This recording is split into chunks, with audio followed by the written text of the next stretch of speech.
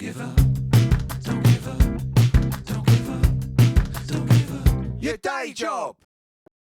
Yes, yes, people. Welcome to Don't Give Up Your Day Job, the podcast dedicated to funny, honest, and sometimes pretty darn deep takes on the different jobs people are about to do in pursuit of their dreams. With me, James. Me, Joey. A.K.A.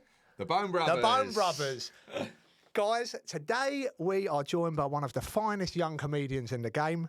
From the dingy basements of London's open mic circuit to playing Reading and Leeds Festivals, support slots with comedy icons Frankie, Boyle and Bill Bailey, and of course not forgetting her own sellout run with her debut show Not My Finest Hour at the Edinburgh Fringe.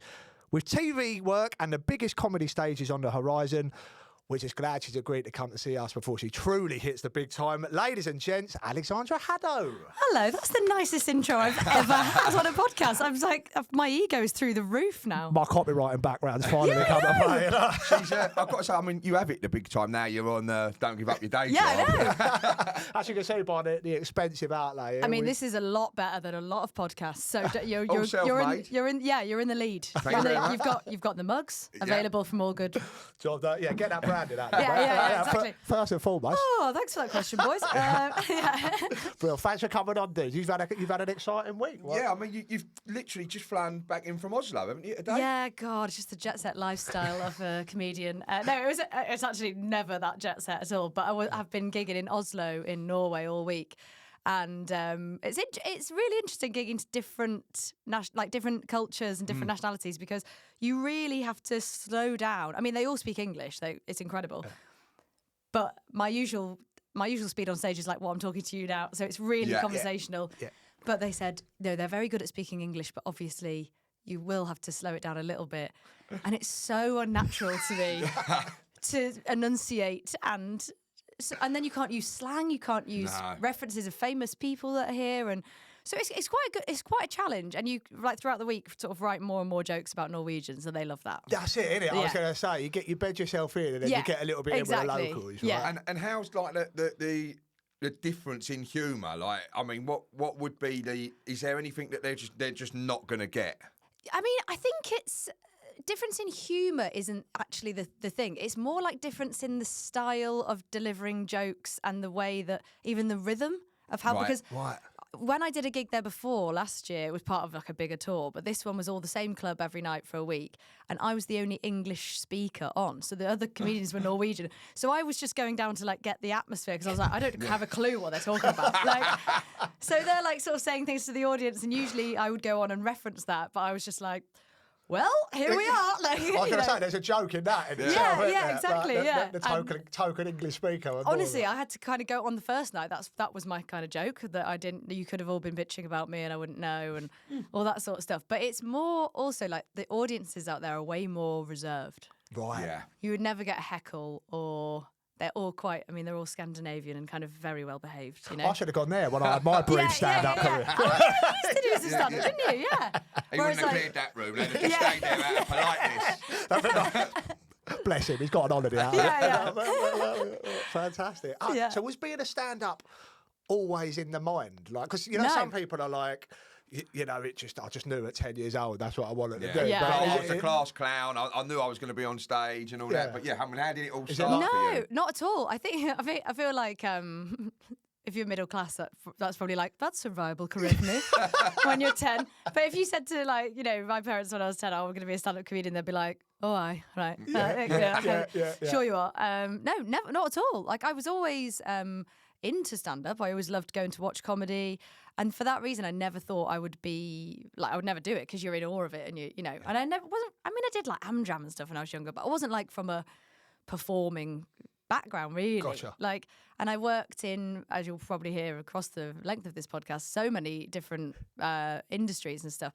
I used to want to work in fashion, and I did work in fashion for quite a long time, and magazines and stuff. And then my friend is a stand-up, and a writer. He writes for a lot of TV shows now, and might have even been on the one you were on. I'm just trying to think if they had any writers. But they... What's his name? James Farmer. James Farmer, if you're out there, we James. haven't met, but James, I mention you on every podcast when someone asks me how I got into stand-up because we need some of our own jokes. yeah, exactly. No, he was writing like some scripts and stuff, and he was like, "Do you want to sort of help me do it?" And I was like, "Yeah, of course." I hate saying like, "Oh, it was always funny," but people always said I was funny. You know what I mean? Yeah. And then he essentially tricked me into doing my first ever stand-up gig by making me write some jokes, and then told me that he'd booked me in to do a gig. So was that by that point? Obviously, you're not from London yourself. So was that by that point were you living down in London? Yeah, I was working? living in It London. wasn't like a uni thing or anything. No. like that. I was relatively. Well, I guess there's no real like normal time to start stand-up, but I did that one gig when I was 26. And then it went quite well. And I was just like, at the next week, when you start off, you have to do what's called bringer gigs. Yeah. So you have to, Know it well. yeah. You know it, yeah. The pain, I'm just getting the pain. Yeah. You literally just had like a visceral response there. Like, but yeah, you have to bring someone with you. And he wasn't free the next week, and I just didn't have the confidence to like ask anybody else. So I just didn't do another gig for like 2.5 years. Wow. Yeah. So I really kind of started when I was 28. Yeah. Was it in Nearly 29. But plenty of time to get material together. I think that's kind of it, That's really. it. Yeah, like some people start when they're 18 and you're like, what have you got to talk about? What's happened to you? I feel like you have to have failed at life a Oh, few times over. 100%. Yeah, definitely. Yeah. So in that 2.5 years, were you thinking like, I need to get back on stage, I want to get out, or was it something burning away? I think I was trying to tell myself that I didn't want to do it because it's such a, when you're starting, the nerves are unbelievable. I mean, you're a songwriter as well, so I guess, and my boyfriend's a musician, and he's always like, there is a slight kind of wall between you, in a way, as a musician. Well, if you're in the studio, and something doesn't go quite right, you go back. Yeah, All right. If you're on a live gig, but hopefully you've rehearsed enough to exactly, get that done. But on a stand-up, you're out there in those if elements. you fuck up one word, like, they've like lost respect for you. 100%. Like, who's Character this clown? building is another level, isn't it? Yeah, No doubt. yeah. I think you've got a good point. Obviously, I think musicians, if you're playing live and stand-up, they're probably the closest together. Yeah. But with music, you know what I mean? If you break a string, or if you've got a band behind you, or if you're playing songs, they're already the songs in there, sort of thing. Whereas you are, for want of a better word, naked on stage. Where it's just you and your mic. Yeah. So I mean, that is my act, but like, that's why I've got the success I have. But it's like, I guess the closest thing is if like you're on stage with a guitar doing quite an acoustic set, it feels quite like. Whereas if you're in a band and there's like a wall of sound, rocking it. I feel like there's, as a comedian, you feel like, you've got a bit of a cushion you've got there. a team around you, innit? Like you say, if you're a sportsman, if you're playing team sport, football, rugby, people can carry you if you're having a bad game. But if you're a golfer or a tennis player, and exactly. you fuck up, That's exactly it. all on you. Yeah. So, Which is good in some, because you've got that control. You know what I mean? You've got that control over what you're doing yourself. But Yeah. it's just it's putting the work in, isn't it? That's where I failed. You see, This is where I couldn't be a musician, because that's why I always date them, because I'm so in awe of your guys' patience, because I can write a joke now and try it out tonight on stage and see if it works. Yeah. Whereas with music, the recording process is so lengthy. You've got to like really plan your gigs, and obviously if you're in a 5-piece band, you've got to get everybody there. You've got to do the sound check. You've got to do the line check. You've got to make sure, like, it's so much more measured, and there's a lot. It's all a labour of love, isn't it? But I guess at the same time, with in terms of like the recording process, you are kind of buried away in your own world, like our particular. You kind of got your cabin, whereas comedy, you're out 3-4 nights a week, right? You know what I mean? Like, the only time you can test it is live. Yeah. There is literally no hiding from that. You can't, like, because you could say an idea to your friends. Actually, I'm like panicking. I'm thinking, I don't think I could do that, man. I think I'm funny, yeah. I mean, in a pub, I had a few beers. Yeah. You know, I can have a lot, but getting out there, I'll just be like, nah, man, I'm gonna fuck this up big time. You literally can't, Honestly, that's why I have so much. I mean, having done it, massive I have respect. so much of all the creative arts. Everything, the comedians are another level. Like, I know a few of the people that you probably know over the years and stuff like that, and the dedication that is required to like just.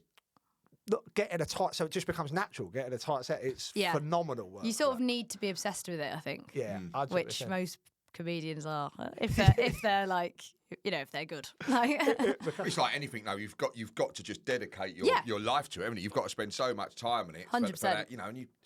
Yeah, I mean, hats off to you, man. That's a good thing to do. I love it. Well, you haven't seen me yet. I might be. we made sure we got the podcast done first. So going back a little bit, obviously, don't give up your day job. Like us, you've probably had a few different career choices. So many. And stuff. Where did it all begin? Where did the working world begin? My very, very first job was extremely glamorous. It was working on the chicken counter at Morrison's in Corby, where I'm from. Brilliant.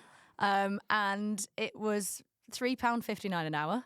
I was 16 because you can pay a 16-year-old less for doing the same job as an 18-year-old, which is a great law. Oh, God. And it was awful. And it was changing from Safeway to Morrison's at the time, and everyone called it Morrie Way. Yeah. And it was honestly the worst job. I mean, you're literally like, you're taking the giblets out of chicken. Raw I mean, chicken I has eat got to meat, be but the like, worst meat as well, isn't it? You know what I and mean? it just stinks. And I used to go straight from there out, like underage in Corby to a club, and then be like, oh, why can't I pull? You smell foul. That girl, yeah. I thought it was us. You know what I mean? I could be there. Support slot. Yeah. Brilliant. Can't pull any birds, smelling birds. No, but yeah, it was, oh my God, it was awful. And I remember the manager at the time asked me to sign like a handwritten contract saying that I would stay behind. My shift was like, 5 till 10 if you're doing the evening or whatever. 5 till 10, I would stay behind until the cleaning was done, like unpaid. And even at 16, I remember being like, he sounds no, like a bit. I'm not that stupid. this is illegal. He's now in prison. And I don't think this is legally binding. You just writing out this fucking thing on a note. I mean, nice Do you know try, what I mean? mate, wherever you are, but fucking yeah. mental. Yeah, I That was don't just sound like, quite, and I remember quite legit. Yeah, I remember in the end, I said like, this is bullshit kind of thing.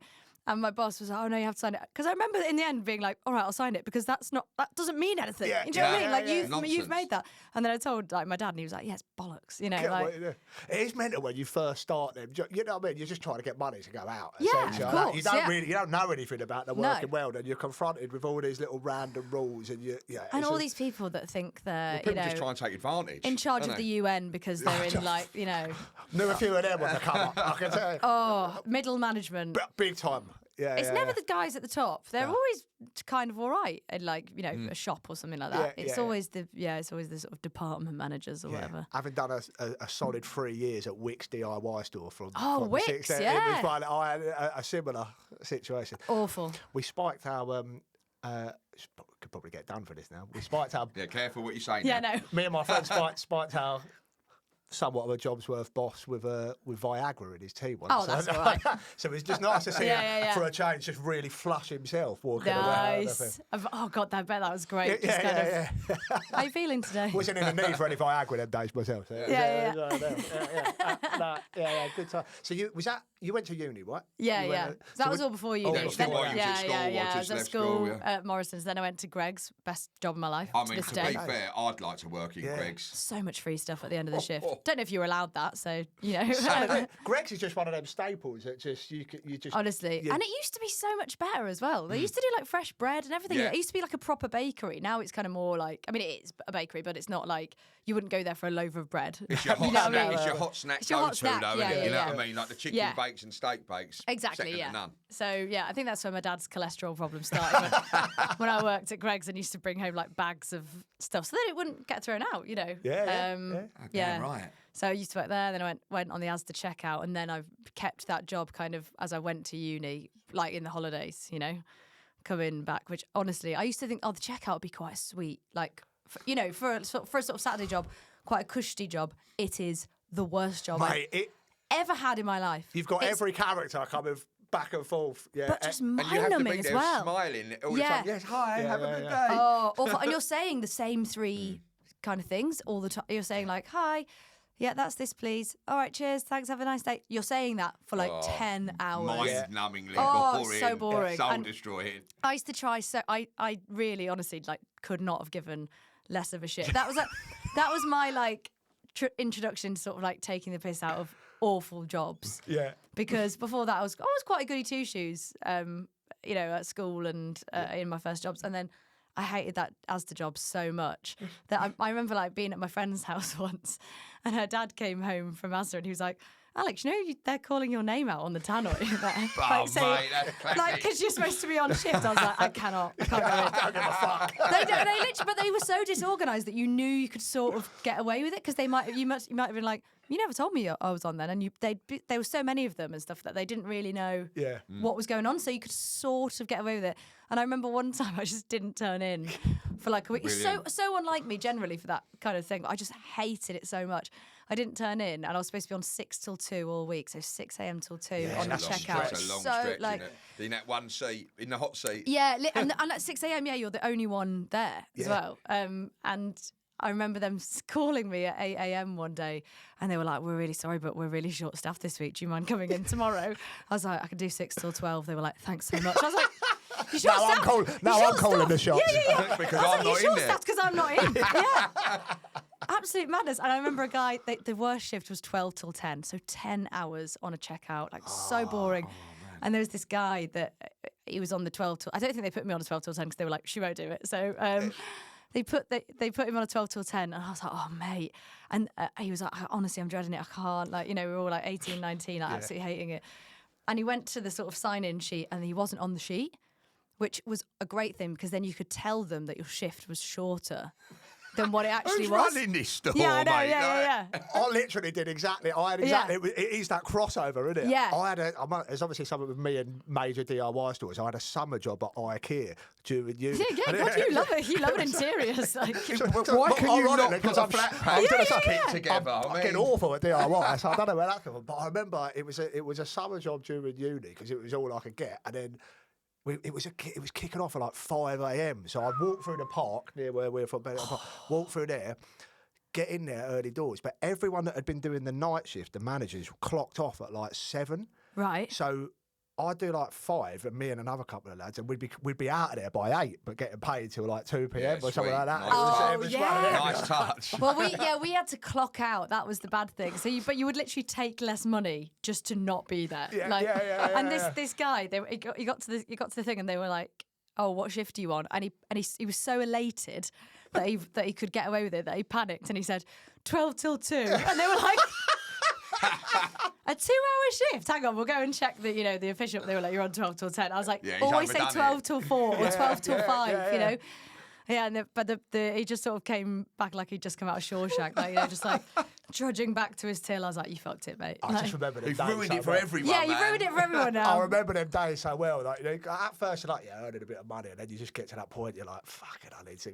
You take the kind of like, change. the sweet spot is like working 2 hours less than you thought you were and like forfeiting the 10 quid. Do you know what I mean? Exactly. You're not losing megabucks, are you? Yeah. 100%. But in hindsight, like everything sort of contributes to something a bit later in life. So you all that sort of client facing that you're doing there, you get quite comfortable. I mean, obviously you're an outgoing person anyway, but you get quite comfortable dealing with strangers. Yeah, which, with the public. now you think about it, it becomes like it's what you do for a living. Yeah, now I deal with dickheads every day of the week. No. Audience is genuinely so nice. Please keep coming to my shows. Yeah, brilliant. Yeah, but Fantastic. it is that, yeah. So when you came out, what did you do at university? Like, English lit. same. Come on. Yes. There Where did you go? Good to have a successful comedian. Yeah. On there. I went to Westminster, so I was going to go to. yeah. I was going to go up to Manchester at the time to do like a random degree that I had no interest in. I wanted like, to go to Manchester as well. That was I my wanted first to- choice because I loved the music. Obviously the music and all yeah. that. And then I was in a band at the time, which your boyfriend Joey would know. That's how we. Yeah. we What was it? They were called Inwits at the I've time. heard him mention them. Yeah, so we were playing every toilet under the sun in and around London and stuff. So I was like, I'll stay in London for uni. Yeah, well, that kind of makes sense, Yeah. I guess, to be fair. Yeah, but What about you? Where did you go? I went to Leeds. Leeds. That's Well, great. a friend of mine It was went to still Leeds, great, actually. yeah. Yeah, he liked it. Yeah, it was good. It was good fun. Had a few good nights out in Leeds, I must say. Yeah, Can't they had- remember. yeah, Great they- curries, great curries. When you Great used to go curries, up there. great music, Yeah. great nights out. It was good. It was good fun. Shit football team, no? Yeah, I went to watch them once to tick it off. And I think, Kasper Schmeichel was in goal for them at the time. I was like, that's a connection to United because I'm a United fan. So. Yeah. Happy days. Happy days. Sort of. So but when you came down when you come straight down to London from there, did you? sort of. I was like working in internships in fashion for like ASOS and modelling agencies and stuff like that, and then literally going back in between to work at Asda still. Right. So it was Rushing literally like back to Asda. I literally felt like a spy because I felt like I was leading a double life because I was like trying to be all cool and working in these. And this is when like internships paid nothing. Yeah. Like they might have paid you travel if you were lucky. They're still now pretty it's quite, poor, though, aren't they? They're still pretty poor, but I think there's quite a lot of that is very like frowned upon now to like not pay people anything. And again, it's like it's just like it's like cheap labour. It's isn't mad, isn't it? Child Yeah. labour Think is about bad it. It is news, mental man. that was even a Yeah, thing. Like people, 100%. Kids who can't necessarily rely on their parents for anything, Yeah, and neither should they. Do you It's know only what I because mean? my boyfriend at the time lived in London because he was 1 year older than me, so he'd kind of come down and like had a place. Yeah. But obviously, I couldn't like just move in with him and pay no rent. course not. Do you know what I mean? Like, so I had to I was sort of doing like 3 days a week in London and then 4 days like on a checkout and literally like, going to fashion week, fashion parties. Yeah. Like with 15 quid of my overdraft, and then like I'm pretending that I was all in, trying to fit in. It's no wonder we get into our 20s and we're like, "Fuck, what am I doing with my Yeah, life?" Like that yeah, was yeah. literally Yeah. it, wasn't it? Yeah, yeah. Like, how do you earn a living Yeah. whilst kind of doing You can't. something you want to do? Like if he And- hadn't have lived there, or if I had the odd mate's couch to sleep on, like, and I was I'm from Corby in the Midlands. It's like an hour and 10 minutes on the train. If you're from Newcastle or something, like, what are you it's a long supposed to trek, do? And isn't you it? want to Long work in trek. an industry that's kind of primarily London, like. it is a no You're go. fucked. And that's You know. brilliant. Like you're going to like fashion week and mixing with like models and people Literally. that are absolute millionaires. Like and met you're Vivian just Westwood, and then next day was masquerading. like, beep. Stealing the food on the side. yeah, literally being like, you don't know what I've been through this week. I'm famous. What yeah. was that period like then? Was it an exciting time? Yeah, Or were you, like, yeah. you're in the mix. Aren't Yeah, you, at the end really of the day? exciting. And actually, when you were asking me about this podcast, I was trying to think of like one of the weirdest jobs I've ever done, which was in this period. Yeah. Because it's that time where you finished uni, but you haven't got a proper job yet. So you're trying to get into the industry that you want to get into or whatever. And I remember my mate calling me up the summer after uni when I was sort of interning and stuff, and she said, "Oh mate, I'm on this like agency for like festival bars and stuff." Yeah. And she was like, "Look, there's a festival called Shambhala Festival. Yeah, Do you know? yeah, no, yeah. It's I'd never heard of it at the time, but it was in Northamptonshire. That's where we're from. And she was the year older than me, and she was like she was trying to get into TV and stuff. And she was like, "Oh, and there's a festival tomorrow, and there's a shift going. It's cash in hand. Do you want it?" I was like, "Yeah, I'm all over definitely, that. yeah." 100%. I was like, I won't turn into Asda. They won't care. They won't know. They'll be begging me to come back the day after. So she was like, "Yeah, okay, cool." So this is in between my internships and stuff. So we get to the festival, right, and they give us artist wristbands, and we're like, bit weird, but maybe it's just like that's what you get if you're not the pub, not like the punter kind of thing. So we go through the thing, and they're like, "Okay, so you're over on the such and such stage," and we're like, "What?" And we're like, "Maybe we're at that bar on the stage, or maybe there's the the Pyramid Stage bar or whatever it was." And so we go over there, and there's this band called Rosie and the Goldbugs. Don't know if you have ever heard of them. Don't ring a Genuinely, bell. I've never heard of them before or since, right? No. And they were like, "Okay, so you're our Goldbugs for today," and we were like, "What?" Oh, man.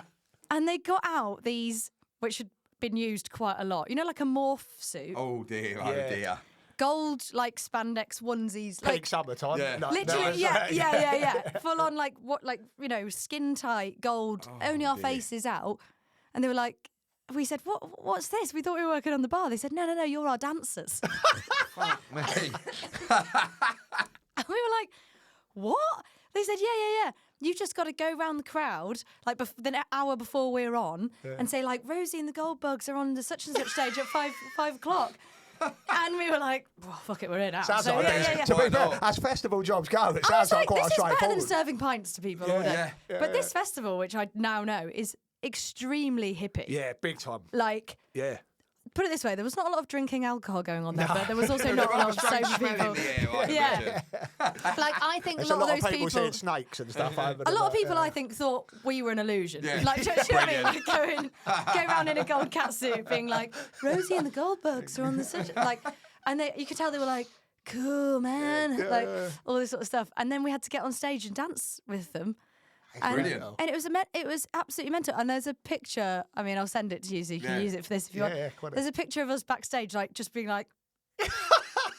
We thought we were on a bar for 6 hours. We were done in like an hour and a half. Got paid. Yeah, We Happy want to get days. some footage of that Yeah, I for was sure. gonna say. But That'd honestly, be we got home that night and had a takeaway. We were like, what a weird day. You've been Like, did this happen? You've gone back every year since. Yeah, as a obviously, goal. yeah. Have you still got the catsuit? Yeah, no, that was on loan.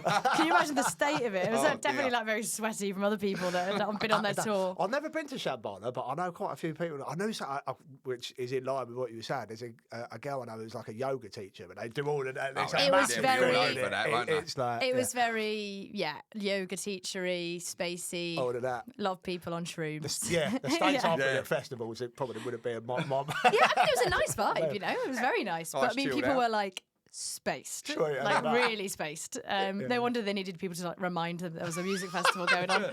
What are we Yeah. doing here? Yeah, exactly. But we got them quite a big crowd, so Great. I mean, it And kind of like I say, worked. beats the hot seat at Asda. So. Oh my god! Honestly, I was like, I'm never going back. Quality, Yeah. quality, brilliant. So during that time, so while like you're doing obviously like the fashion weeks and trying to build a career like that, Yeah. are you like climbing the ladder of fashion at that point? Well, I got a job in PR because I was trying to work in fashion and it wasn't sort of happening. And then I got like a 2-week internship through this agency at a PR company that were quite nice.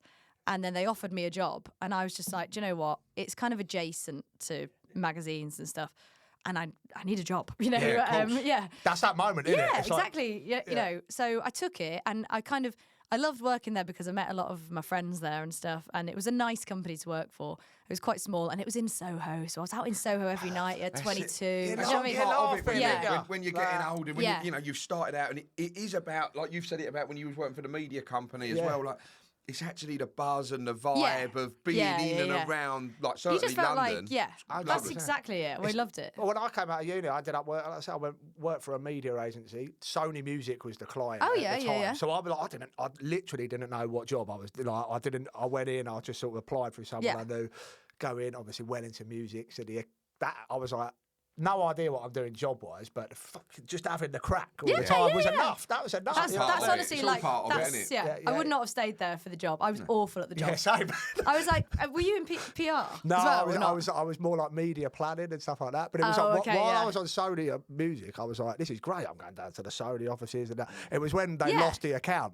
Might have been to do with me. Oh, I don't know. right, yeah. Like, it was Yeah, when so it was- when No. I lost a bank account. yeah, it was like, now I'm thinking about it, it's all coming back. Like, it was when we lost the account and I got moved on to Specsavers. That was like, I was like, you actually have to have a job and do it. It was like, that's the problem. yeah. you know what I And mean? then, and you're not So I really, went yeah. travelling around the world. Yeah, obviously, yeah. as you I'm do. fucking off for this now. Exactly. Yeah. He sort of left before he was like asked to leave. Yeah, sort of thing, yeah. wasn't it, Do you you know? know what? I'll- Jump before you were pushed. Yeah, I'll take the moment. I'll do the Yeah. token mid-20s thing and go to South America. Yeah. Oh, great. So you're in there just enjoying yourself, Yeah. but learning the ropes. Yeah, learning the ropes. I mean, it was like health and beauty PR. So again, I was meeting with like journalists from the magazines that I wanted to work for. I'm kind of trying to be friends with them and like trying to sort of be like, oh, have you got any, you know? And then eventually a paid networking. yeah, kind of. Even though I'm very bad at networking because I just chat to everybody. And then that was what my friend said makes me good at it. Anyway, but I don't ever mean to, you know, I mean network. I hate that. You know that word, network? I hate it. It I've never makes done it in me my life. Yeah, I've never you done it know in when my you're just like, what's the difference between just having a chat with someone That's what I mean, and then that's going, what I ever do, so yeah. next week I'm going to be, you know Yeah, that's- exactly. I wasn't doing that. I mean, if someone was a knob, I just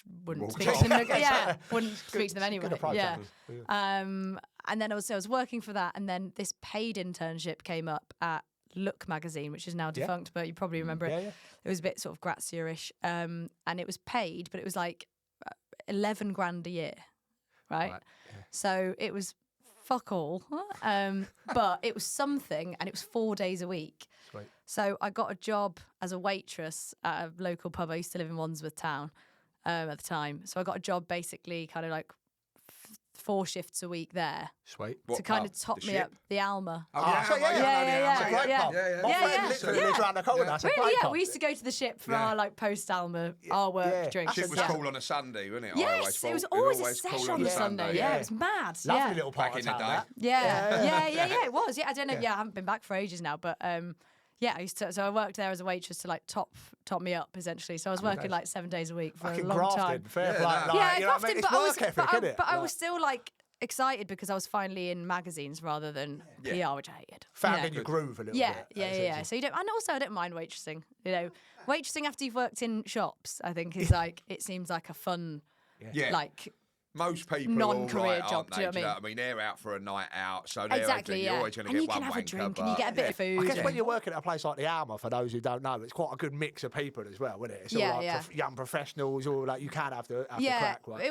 was a good kind of group of people as well. Like every pub I've ever worked in, you feel like you've got your kind of school year that works there. Yeah. When you feel like it's the pub's heyday, but it's not just when you're working there. And then like if 2 people leave out of your crew, you're kind of like, oh, it's not as fun anymore. And then you fuck off. Like, get to another one or something. Like, 'cause- Onwards and upwards, yeah, brilliant. Yeah. So by that point, when you're starting to work in magazines, do you mean you're writing? You're actually writing? No, I was bits a picture editor for years, Brilliant. and then always trying to get kind of into the writing. So I've always been like nearly at the thing I wanted to do.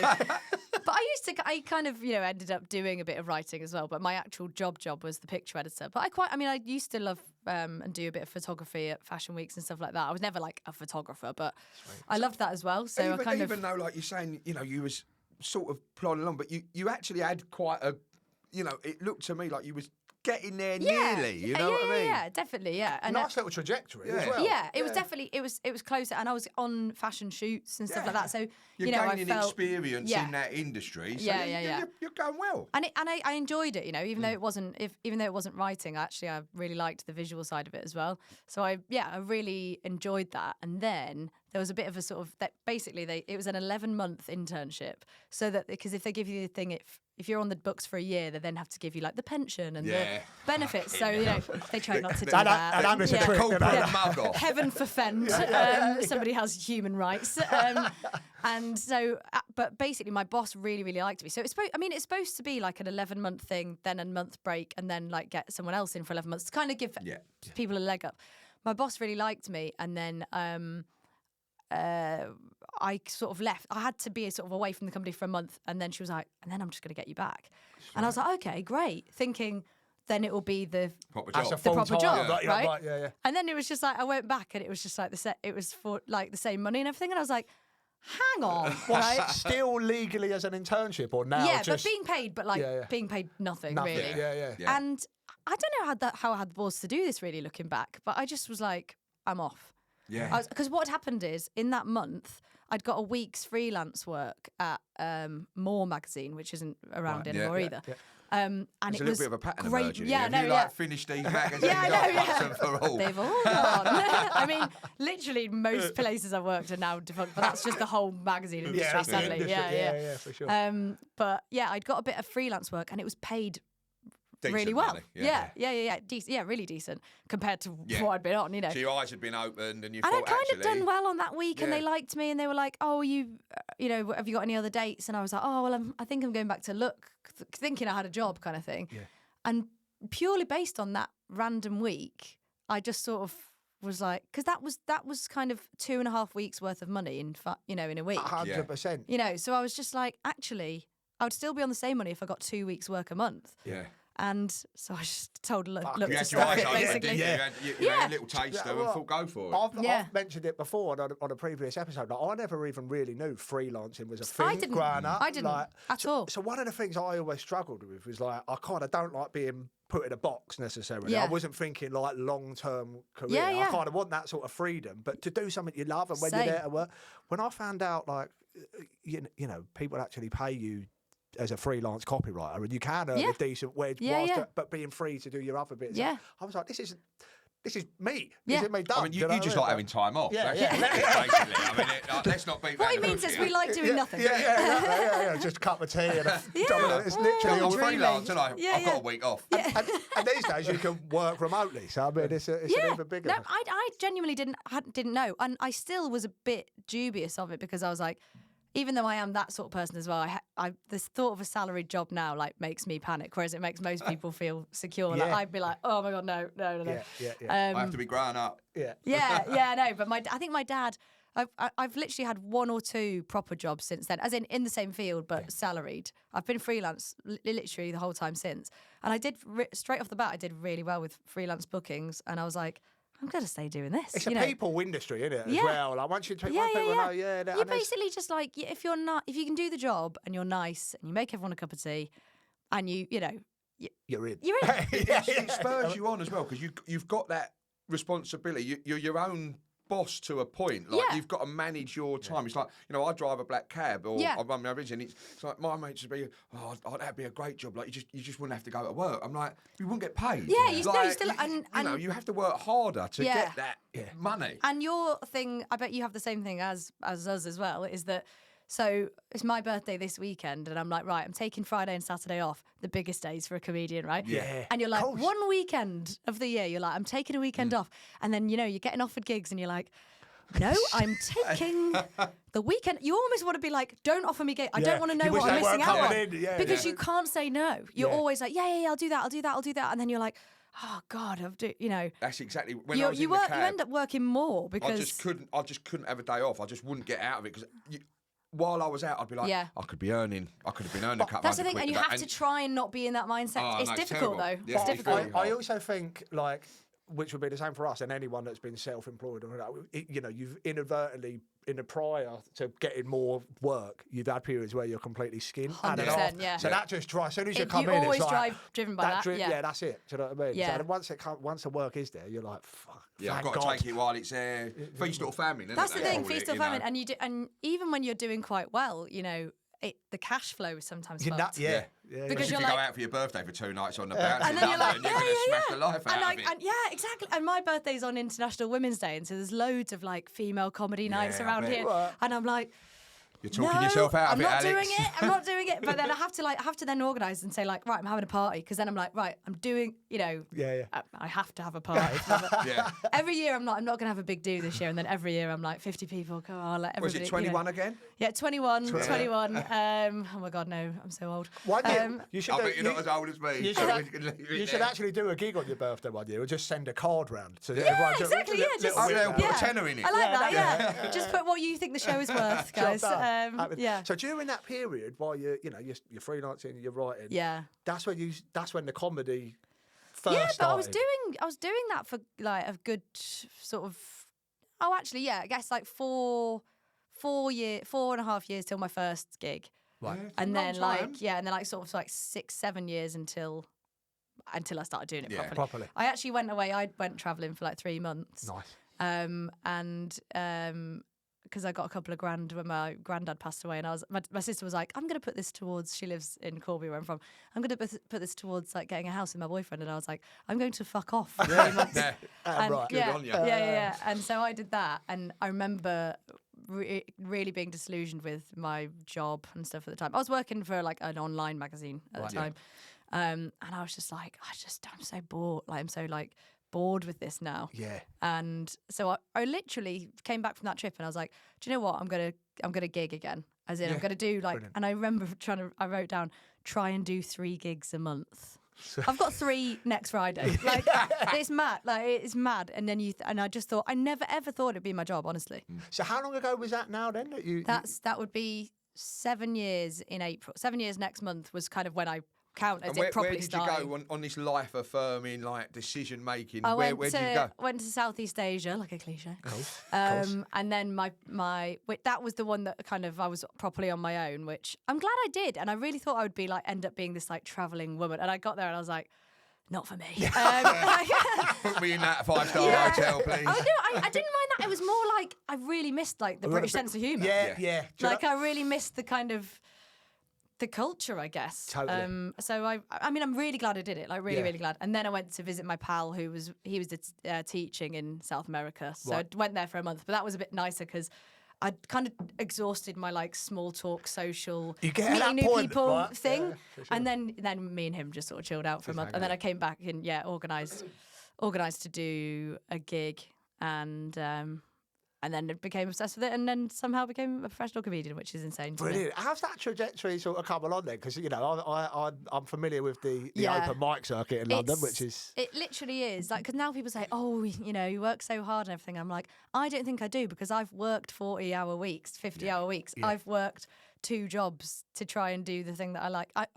Now I'm a comedian. I'm like, this is the best job in the world. You will never catch me slagging it off. Like, I'm so glad. But that's the attitude, isn't it? Yeah. Like, it's really it's your mindset, isn't it? Yeah. You get there for different reasons at different points. Yeah. But if you can just wake up and go, Yeah, of course you might have a bad gig sometime or Oh, something. like God, You're always going to be that's fucking part and shit parcel punter of in it. this Yeah, crowd, definitely, isn't it? yeah. That's part and parcel of it. But if you can wake up and go, fucking hell, like Yeah. I've just found my little And it genuinely pocket. happens when you're not even realising, because so you do literally do years of gigs for free. Yeah. Like, because you have to be good enough to then get paid. Oh, But then, you know, the thrill of your first few paid gigs where it's literally like, here's 20 quid for doing, you know, a 10 or something. Yeah, yeah. And you're like, this is amazing, because you're literally thinking, I'm just enjoying this anyway. And, oh, this is, beer money for the night or whatever. Yeah. And then genuinely, it was only about 2 years ago, just over 2 years ago, where I sort of one day was like, oh, I'm not really doing much freelance shifts at the moment. And I'm kind of okay. Yeah, Like- doing all comedy, yeah. Just from having more gigs lined up. Yeah. And it was like, even 2 years ago, it was kind of like I was just sort of, I mean, I still do the odd freelance shift. I did a week last month. I got a week next month, the Evening Standard, like stuff like that. I would never turn it down because, you know, like, it's, Pays the I don't bills. think- yeah, you know. exactly, yeah. I mean, Breaks it up a bit. if Yeah. you're working in the arts, like Yeah. there's unless you are like one of the 1% of people that are like that, there's never going to be a time when, like, you know, you've got a career behind you at Oh the yeah, end of the God, day. Like, 100%. why And also, wouldn't you like, you've take still got advantage those of it? skills, you Yeah. know. Yeah. And it's nice. I kind of like going. I like going into an office where it's not. I have to go into an Yeah. office all the time because, I still work for a couple of mags now and then, and it's great. Brilliant, I like man. it. So what were the sort of moments like with your comedy? So I'm asking just out of interest because I never got them myself. Yeah. He's fine about it. He's fine. There's a little pattern of it. He's crying. I'll have a little cry after this. They're happy tears. They're happy tears. Everything for a reason, guys. Don't worry about it. So were you always building up to like an Edinburgh show or like? I only did my first Edinburgh hour last year. Right. But Edinburgh, you lose money.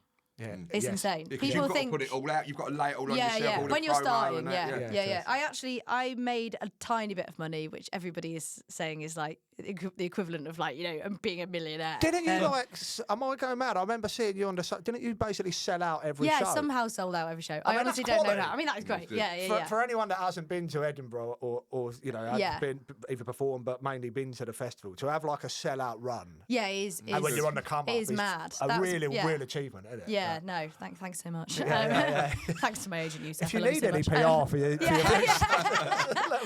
No, that was mad. But really, the bit that I thought, I mean, everyone's got a story like this. Even I'm sure you've got it with your music career as well. Yeah. But the last gig I did before lockdown in March 2020 was Frankie Boyle asking me to open for him at a work in progress show at Soho Theatre, and I was literally like, here we go. Here's my springboard to the world's going to shut down for 2 years. Okay, Fuck, good. mate, yeah. How unlucky is Amazing. that? Yeah. So literally, I feel like everybody had a kind of that moment. of Yeah. like, you know, because you're always climbing when you're in a career like this, Yeah, you totally. know. So you're always hopefully at the sort of next thing Yeah. that's exciting for you. Yeah. And then, for it to be shut down. So Oh, that was the mate. moment that I was like, oh, I might be. And then I literally, as soon as the world opened, like I haven't stopped really. Were you gigging good. during? So obviously, I know there was a lot of like online gigs and stuff during COVID. I did Were you, do. what were they like? Did you find it weird? Was it? Oh yeah, super weird. They ranged genuinely from like actually. So I host a gig. Actually, you guys should come at Dulwich Hamlet Football Club Yeah. every Oh, month. okay, Yeah. Legendary football Yeah, club. that. monthly gig, great headline. Like it's a nice like community run gig. Yeah. Yeah. It's really, really great football club, great gig, and we did like an online one every month after a few months of Yeah. social isolation. Yeah. Yeah. And people were starting to think about doing them, and I was genuinely like, these are going to be awful, you know. Were you always building up to like an Edinburgh show or like? I only did my first Edinburgh hour last year. Right. But Edinburgh, you lose money. Yeah. It's Yes. insane. Because People you've got think to put it all out. You've got to lay it all on yourself. yeah. All the When you're promo starting, and that, Yeah. I made a tiny bit of money, which everybody is saying is like the equivalent of, like, you know, being a millionaire. Didn't you am I going mad? I remember seeing you on the. Didn't you basically sell out every show? Yeah, somehow sold out every show. I I mean, honestly that's don't know quality. how. I mean, that is great. good. Yeah. For anyone that hasn't been to Edinburgh or you know, has Yeah. been either performed but mainly been to the festival, to have like a sellout run, Yeah, it is. and when you're on the come up, it is mad. A That's- real achievement, isn't it? Yeah, no, thanks so much. Thanks to my agent, Yusuf. If you I love need so any much. PR for you,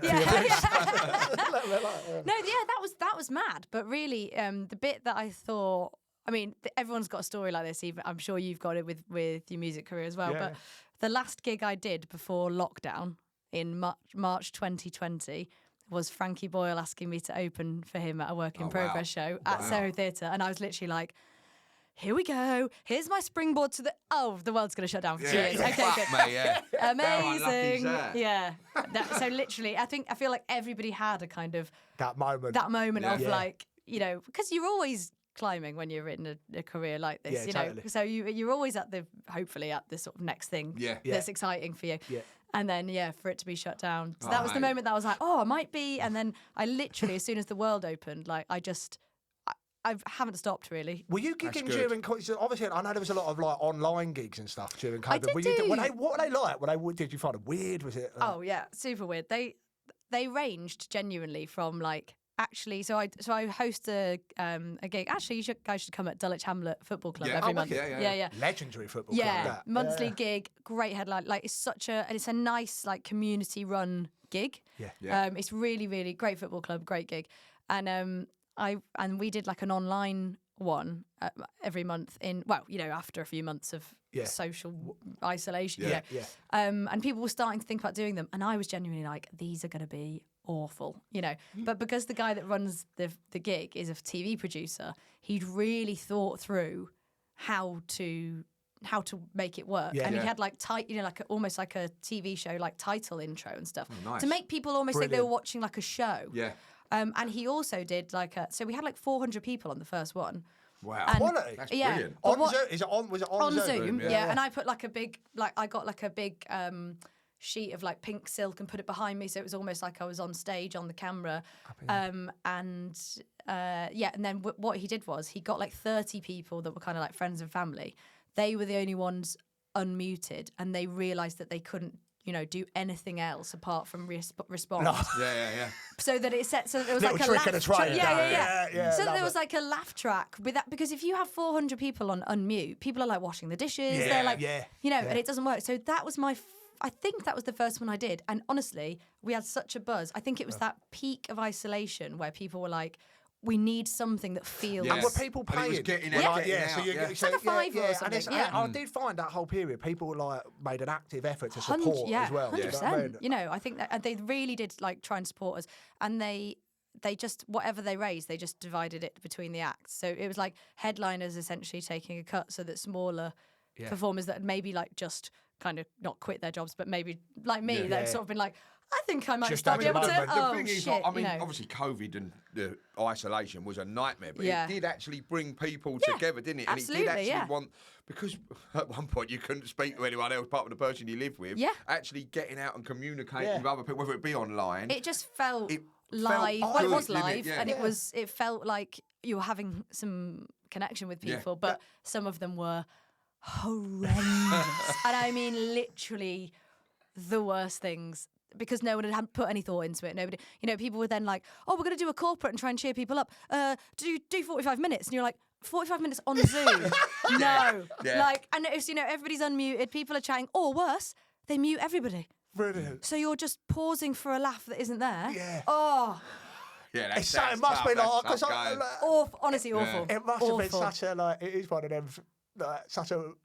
In what other It world was the do you have an worst. It was experience the like that? worst. So that's Honestly. all. But so I mean, we've got to, like, what's your worst live gig? What you must have had? Oh yeah, worst live gig. It wasn't that long ago. It was actually in Edinburgh last year. Really? I got booked for this thing that's like a sort of you know, like a mixed bill. Yeah. Of, you know, and what you do is you do a lot of these mixed bills in Edinburgh, and then at the end you say, if you want to come and see my solo show, it's on every night. It's 7:15 at this room or whatever. So I was hosting it, and it was actually like a nice fee, which is very rare in Edinburgh for like anything that isn't your own thing. A nice fee, and they said it's daytime, so it has to be clean. So I was like, fine, a bit of a stretch for me, but like I tried. But then I said, how clean do you mean? And they said, oh, just no like really bad swearing and nothing like graphically sexual. And I was like, oh, that's not insane. Do you know what I mean? Yeah. You know, and so I went on. I died on my hole. Honestly, like Really? they hated me, and I was emceeing. Usually, I'm very chatty and very like the emceeing. Really, people think you have to be extremely funny all the time. You don't have to be. You're there for like Like making it flow. Crowd work. Crowd work, and if you're not necessarily like hugely funny, but you're warm and you're getting them all excited, then you're doing your job. You know, I mean. You know, I'm funny as well, but no, but I am funny. I was going to say, let's not but forget you know, that. sometimes there is, you know, people when they're starting to MC, feel like a pressure that they've got to do it like a set. That you don't. You're actually just there to be so relaxed and like make everyone relax and get ready for the acts. But I was chatting to them, I was getting nothing.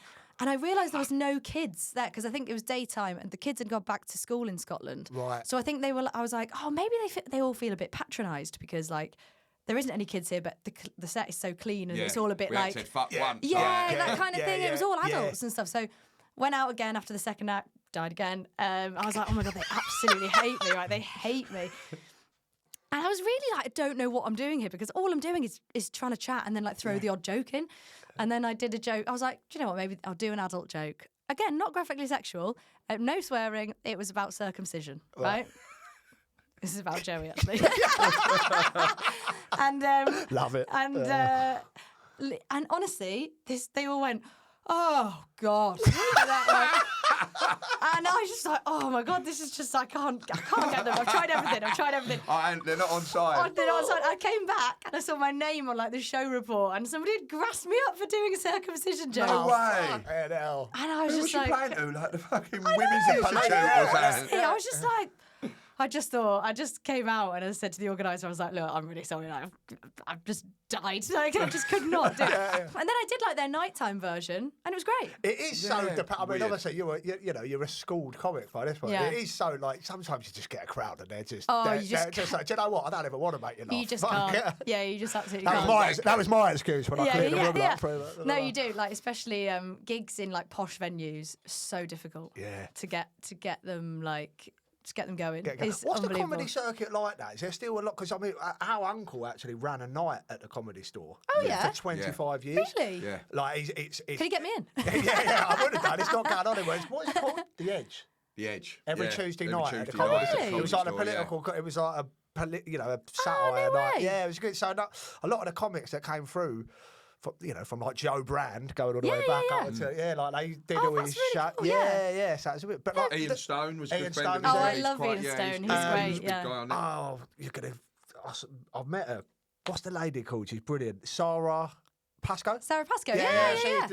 In fact, it's really good shows. No, Like, I gigged with her recently. She's great. Yeah. Obviously, you still got the big clubs, and is it Top Secret? In Top London Secret and is stuff huge. like that? Every night, like 2 shows. Is there still a lot of work going around for comedy? I think so. I mean, it's especially in London. You know, comics move from all over the world to come here. Yeah, you know, yeah. because you know the British public love going out and getting Having the a laugh. piss Yeah, ripped out yeah. of them, and then having a laugh. Not as much as Americans. Yeah, Like, I but they know, don't realise it. Yeah, they just don't know. They're just laughing along. What's the? Yeah. It's what you were saying back earlier, actually, about the British sense of humour. Like, there's nothing like it when you're honestly, and trust me, I slag Britain off a lot, like about a lot of things. You know, politically, we're very bad right now. But you know, I do think, the Brits will pay for and go to a lot of comedy and love that live feeling, like that. It's the banter that you have between the comic as well, isn't it? You know what I mean? It's like, but you're on the beers, you know,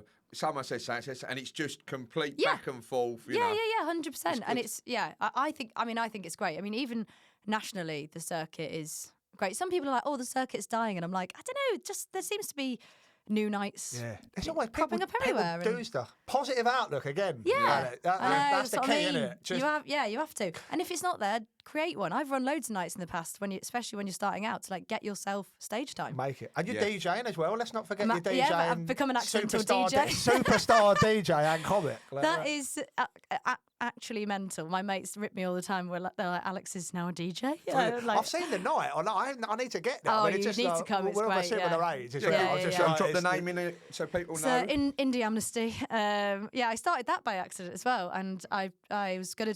This first one was supposed to be April 2020. You're sensing a pattern for me this time in my life. And it literally, I just thought, I used to love going to indie nights in Leeds, you know. 100%. Yeah, for sure. And in Corby as well, where I'm from. My friend, do you know Mackie, who runs the Prince of Wales and the Elephant's Head? That's where Joey DJs, right? So he's my mate from home, Right. and that's how I know Joey. Oh, is it? Oh, okay. Yeah. So because we met in the Prince in lockdown, working there together, Nice. and and like so, literally, I just said, if I put on one night. And I remember that hashtag Indie Amnesty when everyone was talking about the Indie Sleaze era and sending their stories in. So I was like, I'll just call it Indie Amnesty. Like, I'd never run a night. I'd never done anything like that. And I didn't. And literally, it sold out. Sweet. And I was like, great. And then it obviously got postponed for a year and a half. But in that time, I met Joey, and I was already working with Mackie. I was going to get Mackie to DJ it, and then I met Joey, and then Joey and Mackie did the first one. And I didn't even DJ it. I just thought, literally, I'll just put this on. Yeah. You know, it's going to be fun. And then the boys were like, might be nice to have a bird up there, man. That's Mackie. I'm doing an impression of that. And so I was like, oh, no, I can't do that, you know. And then Joey was like, I'll let you in on a little secret. DJing indie is the easiest thing in the world. 100%. That's how next string to the bow, mate. So I was like, okay. And then, we DJ'd it, and then we've done some festivals. You're playing the tunes, you know. And we do the Libertines Hotel in Margate now. Everyone's up for it when they're on a night out. And they love it. Music, honestly, you get the old classics out. It's so feel good, honestly. Like, we genuinely, I know it's my own night, but I really wouldn't say this. Like, it's such a feel good night. We've never had a fight. We've never had totally. Everybody is just out to like get on it, but like remember when have they were like crack. 20 years old. We'll have to get along with that night. And we really kind of, our thing is sort of like, I mean, we are DJing, but we're mostly dancing. Like we're literally at the front, like in front of the decks. I mean, you've seen Joey DJ. Just imagine there was two of him. You know. But it's like really high energy, really feel good. And are you tying them in? Some of them nights, do you tie in with your comedy? Like if you're at a festival, because up in Edinburgh, you had. So we do Fringy Amnesty once a year, the Edinburgh Fringe, at an Irish bar, which is great. And like last year, we were supposed to be doing 11 till 3. And then they were like, just keep going. And everything's got a late license at the Fringe.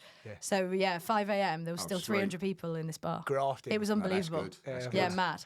And what have you got coming up on the horizon then, mate? You doing another Edinburgh show this year? I am. This is an exclusive. I haven't told anyone yet. So Here we you guys go. literally Yeah. I am doing another Edinburgh show this year. I was like, I am absolutely not doing it. Like all this sort of stuff. And then my agent got me a really good venue, and then I had an idea for a show, so I'm doing it. Brilliant. So is that work? Is that you got some work in progresses coming up? So I've got some work in progresses. If you follow me on Instagram at Alexandra Haddow, you can find everything, and Indie Amnesty, of course, because we've got a few of them coming up. But I've got a few work in progresses. One on St Patrick's Day. Please come before you go out, because it's on a Sunday, you know. Yeah. Okay. You can come to a comedy show and then go out. Sweet. And this might not be out before St Patrick's Day, but just like I confirm, it was such a great show. Sorry. If not, then I've got a few coming up. I've got a couple in Brighton. I've got one in Wales. I've got some in London, obviously. So you're definitely getting about, aren't you? You've got to test it outside a London audience, really, because they're kind of really, I am. Sometimes you're in your London bubble. You're like, I'm the best comedian in the world, and then you go to like rural Wales, and they're like, fuck off. Again, you're just telling me all my flashbacks of my comedy. But it's kind of going to be about sex and politics this year. Everyone's favourite.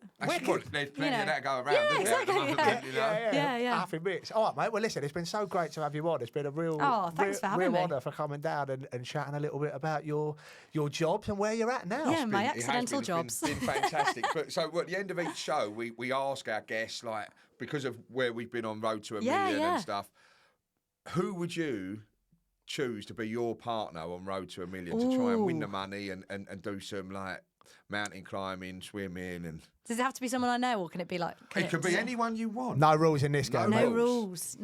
I'm literally just trying to think right now who I would have on. I would genuinely probably choose my boyfriend Joey, because he can talk his way out of any situation in the world. He's from Holloway.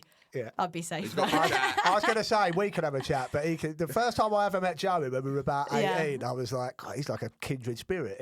I've got a whole sort of bit in my show about how he's a geezer, but he's into his horoscopes and what that's. So I think he would probably be able to talk our way out of any trouble. Scrapes. Yeah, and probably into a bit more cash. Shout out Joey. Yeah. Nice one, Joey. But mate, thanks so much. We're wishing you all the best with all the shows coming up. Thank you guys. Thanks a lot. Thanks for having me on. Lovely to meet you. We'll get to Indie Amnesty, and Please guys, do. don't give up your day job. Remember to like, comment, and subscribe. Cheers, guys. Don't give up.